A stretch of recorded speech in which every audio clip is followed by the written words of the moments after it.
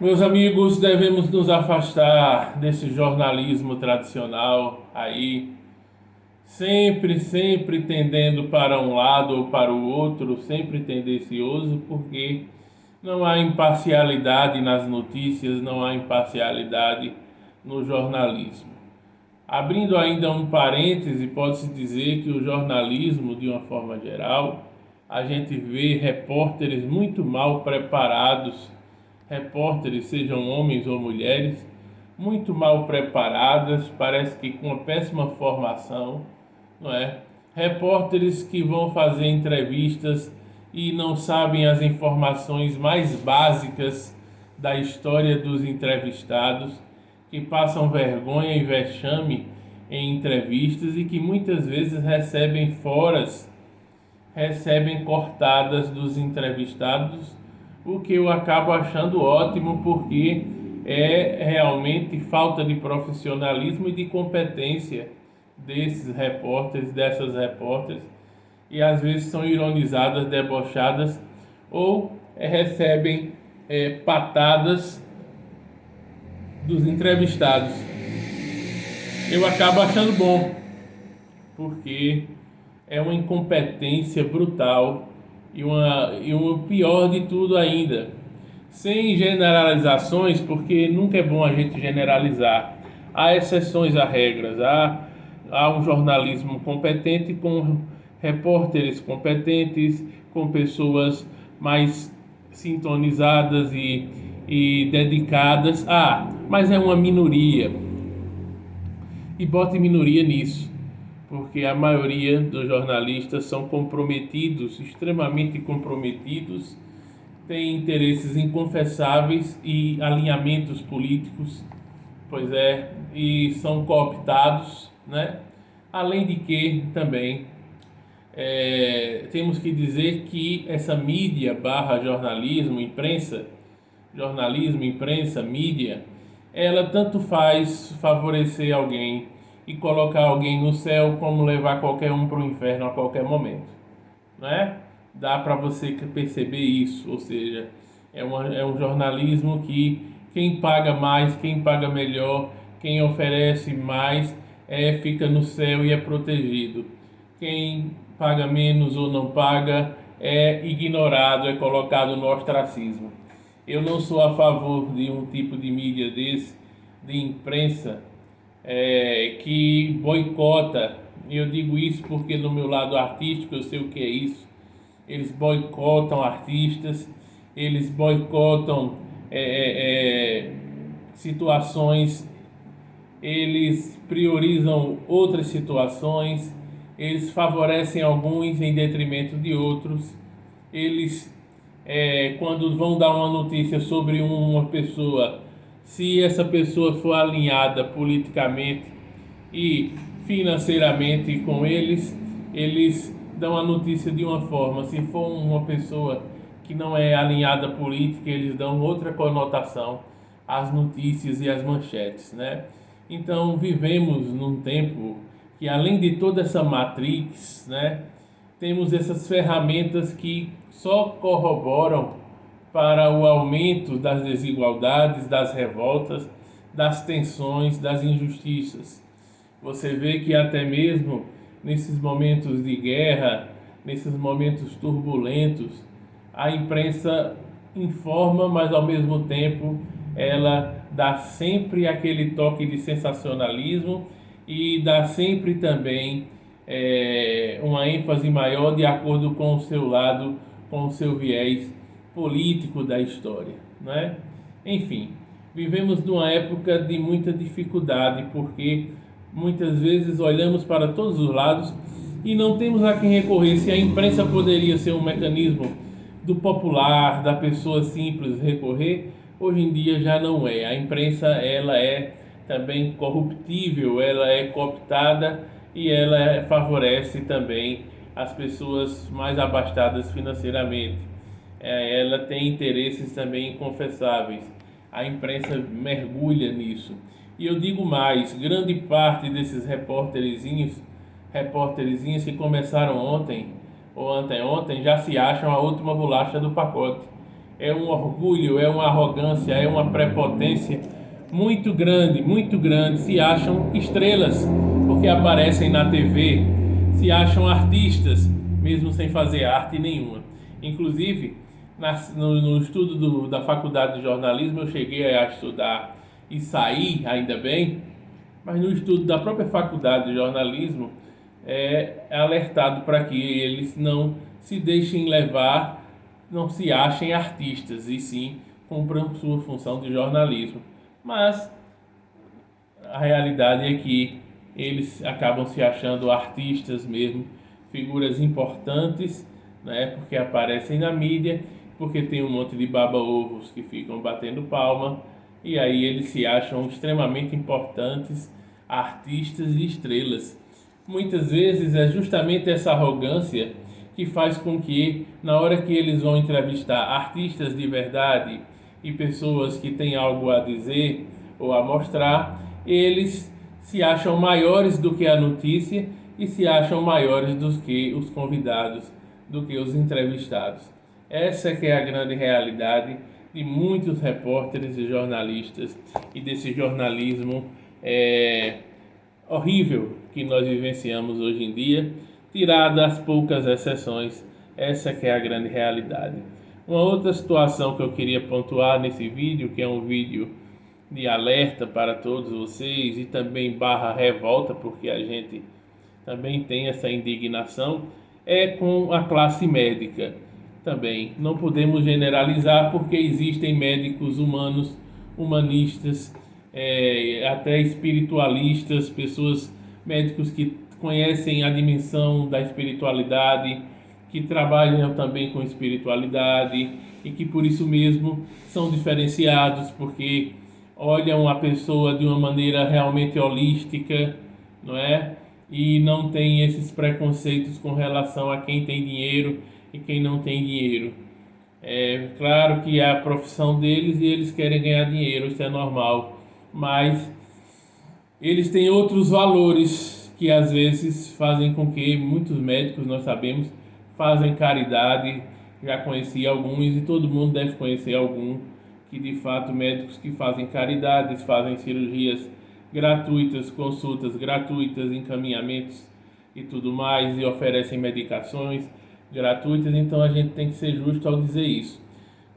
Mas isso geralmente são os médicos mais antigos, já as pessoas de meia idade para cima, não é? Agora a gente também tem que entender que existe grande parte dos médicos e médicas que também se acham também seres acima da humanidade, arrogantes, prepotentes, donos de todo saber, não podem ser contestados em nada, são grosseiros com as pessoas muitas vezes que já estão debilitadas, enfermas, que já estão numa situação de vulnerabilidade.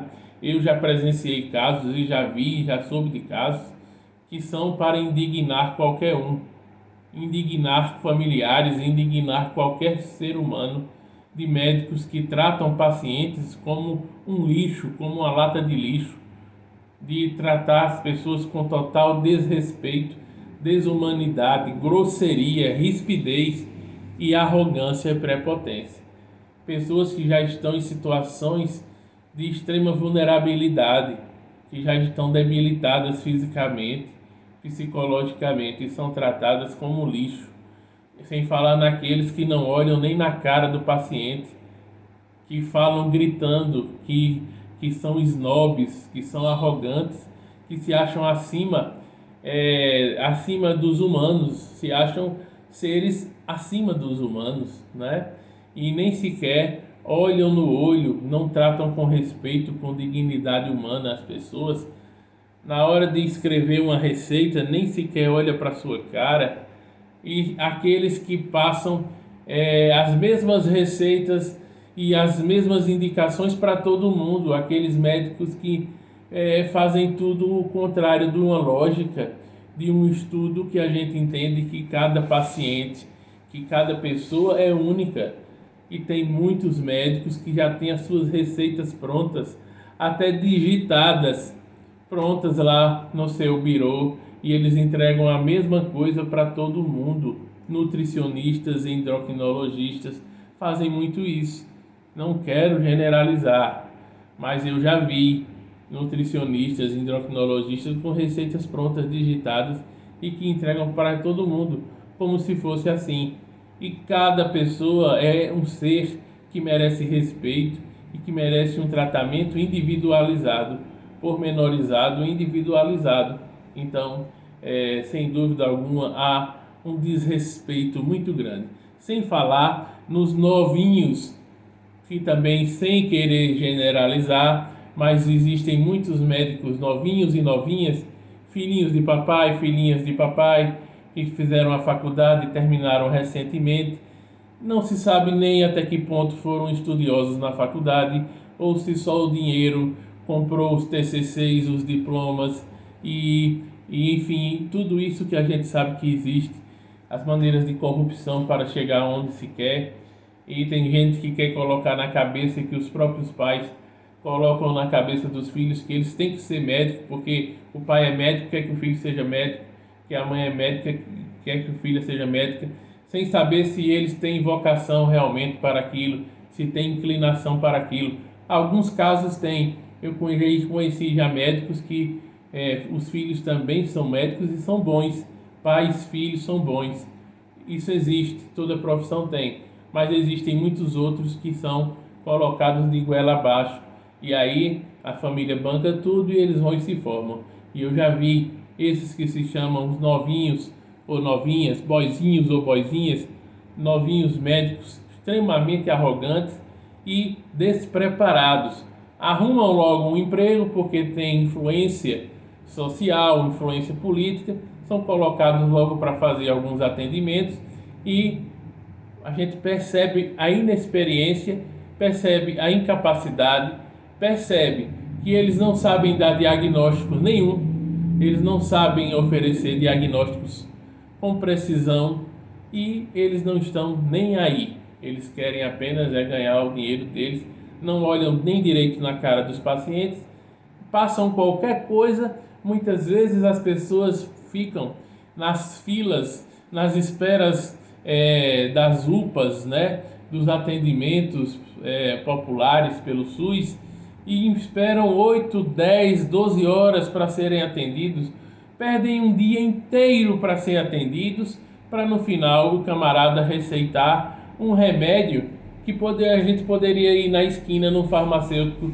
experiente que passaria a mesma medicação e até uma outra melhor e daria um conselho melhor. Essa é que é a realidade e essa é a minha opinião, tá? É verdade, é uma grande verdade que homens em geral não gostam de ir a médico. Eu, por exemplo, também não gosto. Não é um passeio nem uma visita querida. A gente vai quando realmente sente que o bicho está pegando ou que precisa. Isso não é uma atitude correta, né? Nossa, mas por outro lado, o que eu quero aqui dizer é que eu particularmente, e aí é uma opinião minha, que eu não quero que ninguém concorde, ninguém é obrigado a concordar, uma opinião minha é que eu vejo que existem muito mais farmacêuticos, eu confio hoje, eu particularmente quando preciso, vou mais a farmacêuticos que eu tenho confiança, farmacêuticos experientes, que tenham vivência, que conhecem de medicação, já vem de uma família de pessoas com muita competência nesse ramo, farmacêuticos que para mim são médicos, não têm diploma, não estudaram medicina, mas para mim tem farmacêuticos melhores do que médicos por aí formados, sobretudo esses novinhos e novinhas que só querem ganhar dinheiro e não estão nem aí para nada nem para ninguém e tem sempre imprecisões nos diagnósticos, não dizem nada com nada, não sabem fazer leitura de exames bem feitos, nada disso. Então, eu prefiro muito mais, e aí é uma opinião pessoal, tá?